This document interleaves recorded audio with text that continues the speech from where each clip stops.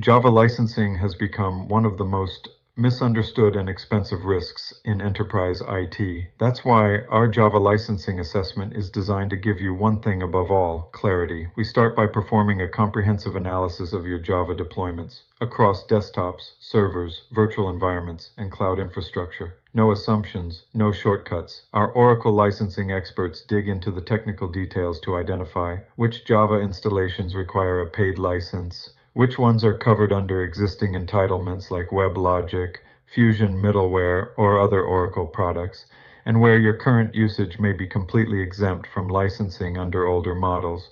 You'll get a full breakdown of what's in scope, what's not, and why, all backed by Oracle's current licensing rules and real-world audit behaviors. The result? A clean, defensible Java license position, no gaps, no guesswork, and no hidden surprises. And when it's time to negotiate, you won't face Oracle alone. Our Java negotiation support ensures you only pay for what you truly need. We give you the facts, the benchmarks, and the strategy to level the playing field. Bottom line, we turn Java licensing from a liability into an opportunity, saving you money, reducing risk, and putting you back in control.